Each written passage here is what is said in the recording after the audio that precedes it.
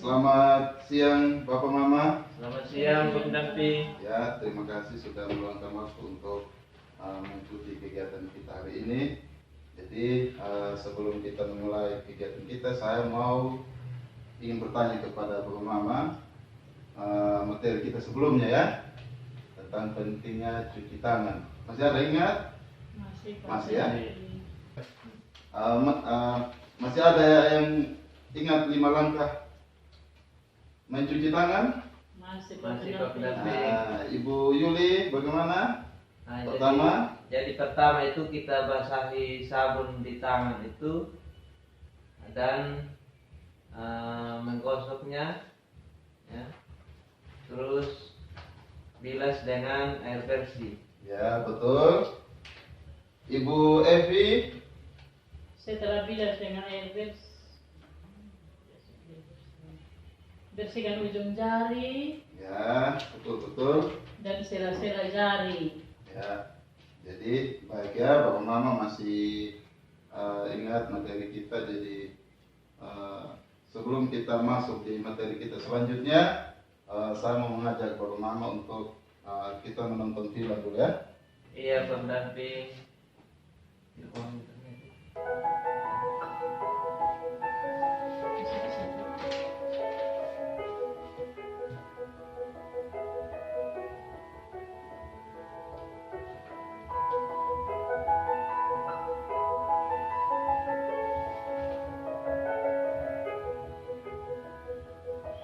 Harganya dari segini Pak. Lagian saya ngambil itu banyak kok Pak. Diserahin aja lah. Aduh, sebenarnya lagi mahal Pak. Waduh, pagi lagi ngobrol serius nih Pak. Serius dong Pak. Saya ini mau buat jamban rumah Pak. Nih Pak Rusli lagi banyak duit nih, tiba-tiba bikin jamban. Enggak kok Pak, jamban murah aja, jamban kecil, dari Jepang Pak. Murah kan Pak? Tapi Pak, bilik jangan terlalu kecil. Sampai air cuci tangan nggak bisa bawa masuk. Benar juga. Udah ya. Nggak usah dipikirin Pak, cuci tangan mana. Pak, kalau bikin dari bilik Bang, bisa lebih murah Pak. Ya udah, saya kasih diskon lagi. Nah, gitu dong Pak, ini ya. Bapak nggak bikin juga. Nah, saya mah nggak mau repot-repot Pak. Dikali dikit sini aja, gampang.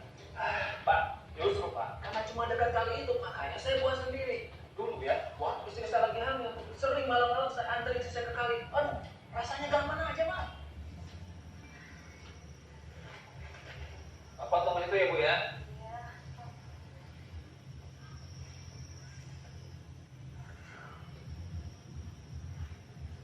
Pak, masih di luar kan? Jangan pergi, takut.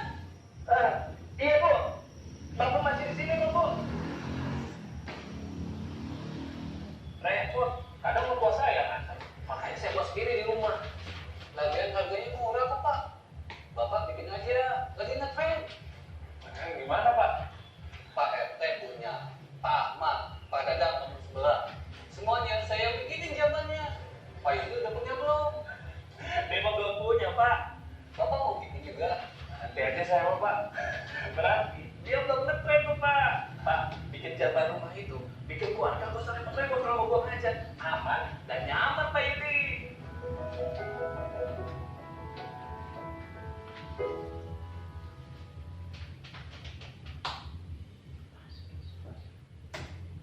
Oke, baik. Ya, baik Bapak Mama. Kira-kira apa makna dari film tersebut? Baik pendamping. Ya, silakan Pak Yuli, Ibu Yuli. Pak Rusli mau buat jamban sehat. Ya. Lalu Pak Yudi tidak mau buat. Mhm. Nah, menurut Pak Rusli, kalau ada jamban sehat di keluarga itu tidak membuat keluarga kalau mau buang hajat itu tidak kesusahan, tidak Ya. buang di kali lagi. Ya, betul. Nah, terus Ibu Evi bagaimana tadi? Dari film tersebut apa yang Ibu ambil? Nah, tadi tentang tren membuat jamban Pak pendamping. Ya. Di sana mereka cerita tentang membuat jamban itu sangat nyaman, membuat kita nyaman dan tidak pergi ke kali untuk membuang hajat begitu Pak Pendaki. Ya, baik Bapak Mama ya. Jadi dari film tersebut tadi dia mau memberi pesan kepada kita bahwa jangan BAB di sembarangan. Jangan BAB sembarangan di kali atau ruang terbuka. Buatlah jamban sehat di tiap-tiap rumah. 2. Membuat jamban di rumah, dinding dan atapnya tidak harus dari semen, tapi bisa dari bilik papan atau bambu. Nah, ruang jamban harus memuat satu ember cuci. Jadi setelah kita membuang BAB, ya kita harus mencuci tangan ya. Nah, jadi itu pesan dari film tersebut. Nah, kalau Mama Yuli, BAB-nya di mana Mama Yuli? Kita pakai leher anjing Pak Pendaki. Loh, leher anjing? Apalagi leher anjing Pak Pendaki? Jadi Wah, ini model baru lagi ya?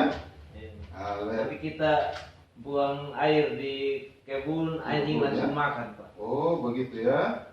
Waduh, jadi kalau kita nonton film yang tadi itu berarti bertolak belakang dong Ibu Yulia. Iya Pak Pendaki. Jadi sebaiknya kita harus BAB-nya di jamban.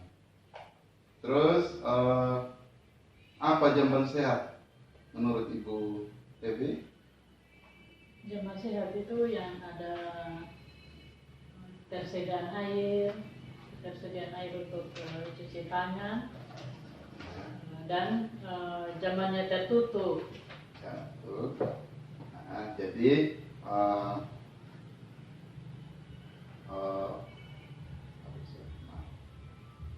siapa yang sudah memiliki jamban di sini? Saya Siapa? Pak pendamping. Nah, Ibu Evi sudah ya.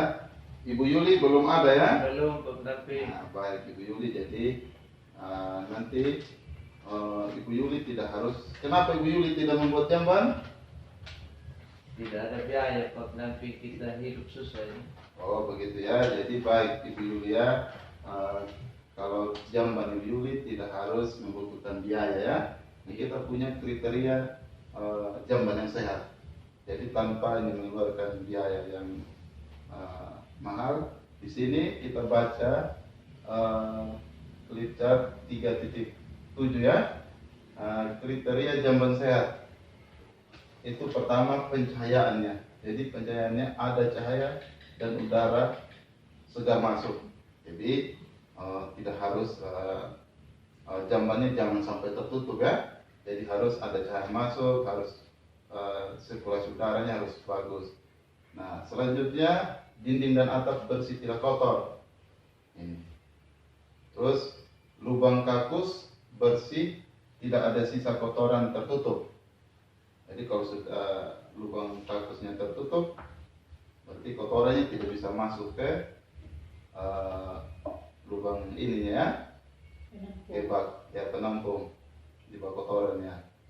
Terus harus ada bak air. Jadi dinding dan dasar bak bersih dan sering dibersihkan. Jadi baknya itu harus bersih Pak ya. Nah, selanjutnya air limbah. Tak ada air tergenang di lantai. Jadi harus bersih. Harus air mandi atau air kotoran ini harus terbuang ya. Nah, terus dia harus mengalirkan kencang. Nah, terus dari sini ada bak penampung. Jadi harus ada bak penampung. Setelah kita bikin ininya harus dibuatkan bak penampung ya. Nah, bak penampung kotoran. Nah, tapi bak penampungnya Bapak ini harus jauh dari sumber air bersih ya. Jadi maksimal minimal 10 meter ya dari air bersih agar tidak tercemar. Nah, di sini kriteria jamban sehat kita pertama, tidak mencemari sumber air bersih. Paling sedikit berjarak 10 meter dari sumber ya. Nah, kira-kira bagaimana dengan jambannya Ibu Yuli? Belum ada sering. Belum ada ya. Kalau jambannya Ibu Evi berapa meter dari sumur? Ya 10 meter Pak 10 Penalti. meter. Ya, berarti sudah memenuhi kriteria ya. Jadi itu sehat. Terus tersedia air bersih. Ibu Evi, jambannya punya air? Iya. Ada ya. Ya, jadi jamban yang sehat harus ada air. Kalau BAB tidak ada air, sama saja. Pakai pola ya. Oh, itu pakai pola itu juga tidak sehat ya. Jadi Ibu Yuli yang belum punya WC jangan pakai pola terus. Iya, belum. Ya, oke baik. Terus tersedia kloset yang bersih. Jadi klosetnya juga harus bersih ya Ibu Yuli ya. Ibu Evi Iya. harus rajin membersihkan. Nah, jangan biarkan dia kotor karena kalau kotor juga Tidak sehat. tidak sehat. Nah, terus apalagi tidak bau dan nyaman digunakan. Bagaimana, bau atau tidak WC-nya di Ibu Evi? Tidak Pak Penalti. Tidak ya. Nah, jadi kalau bau kan tidak sedap ya dihirup. Kita tidak nyaman. Tidak nyaman juga. Nanti juga kita tidak bisa bertahan lama di dalam ya. Oke. Paling tidak kita harus nyaman di dalam WC ya. Iya. Setengah tinggal. Iya. Terus tersedia tempat cuci tangan yang memadai. Jadi setelah kita buang air besar atau BAB, jadi mama harus mencuci tangan ya, wajib harus mencuci tangan. Terus lantainya tetap kering ya, jadi harus bersih, kering, tidak tergenang air. Memiliki ventilasi dan pencahayaan cukup. Jadi jangan lagi WC-nya gelap ya. Kalau gelap kan kita tidak lihat kotoran. Banyak setan.